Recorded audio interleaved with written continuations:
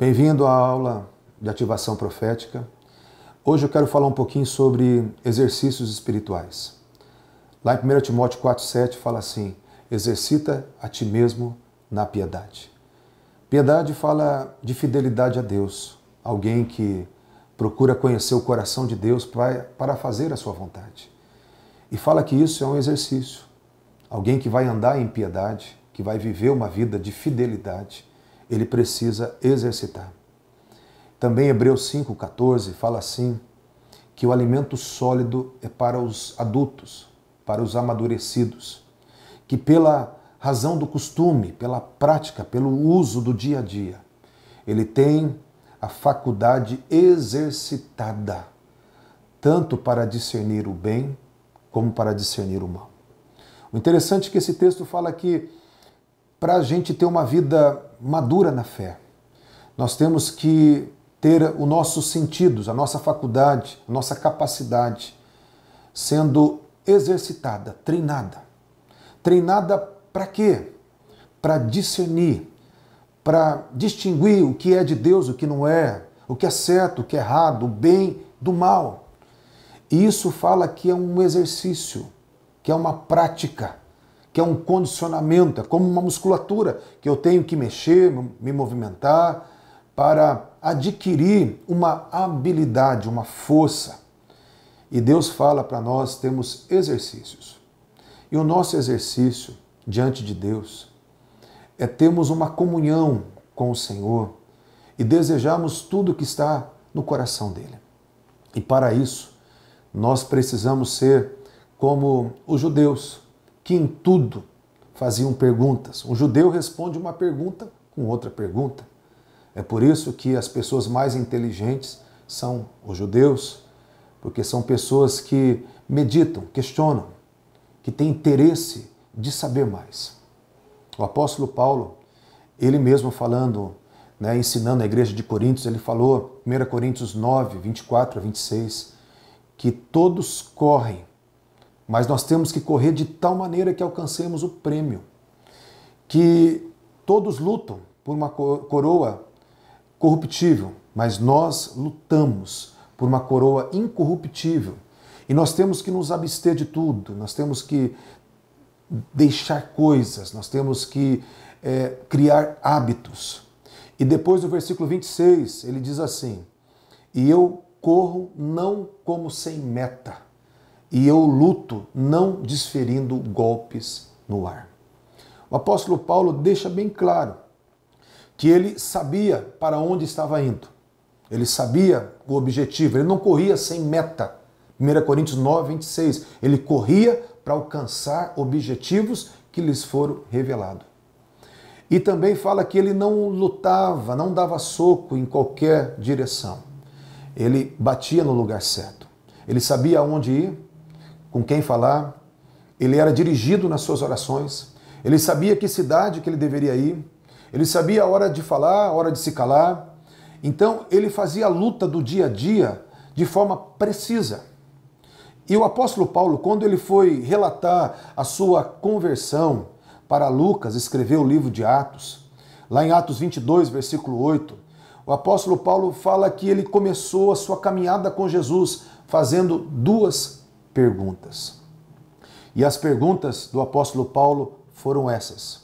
Primeiro ele disse: quem és tu, Senhor? E a segunda pergunta, ele disse: o que farei eu, Senhor?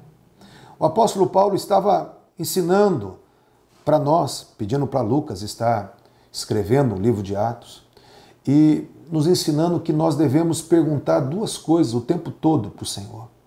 Primeiro, nós temos que ter um desejo de conhecê-lo. Quem és tu? Querer entender a sua vontade, os seus atributos, o que está no seu coração, a revelação dele na sua própria palavra. Quem és tu, Senhor? Eu preciso te conhecer. E depois, a outra pergunta, não menos importante: Deus, o que o Senhor quer da minha vida? Qual é a direção para hoje? O que o Senhor quer que eu faça ministerialmente? O que o Senhor quer que eu faça dentro da minha casa, da minha família, no meu trabalho? Deus, como eu posso ser mais útil para o Senhor? Perguntas, perguntas. O que farei eu, Senhor? É uma pergunta de todos os momentos. E quem és tu, Senhor? É uma pergunta também de todos os dias. O interessante é que nós precisamos fazer perguntas certas para termos respostas certas.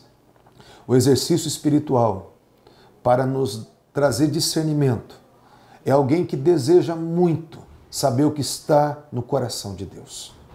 E esse exercício nós temos que o tempo todo perguntar: Espírito Santo, que veio me guiar, me ensinar, que veio trazer uma voz inconfundível e que veio testificar de toda a verdade. Espírito Santo, ministra dentro de mim. O que o Senhor quer que eu ore? O que o Senhor quer que eu faça? Eu tenho certeza que Deus vai começar a trazer dentro do teu coração respostas. E essas respostas serão respostas que você muitas vezes vai achar que é coisa da tua cabeça, do teu coração, mas o próprio Espírito testifica, ele confirma no teu espírito daquilo que é de Deus. E assim você vai poder dar passos de fé, de ousadia, em cima da vontade de Deus.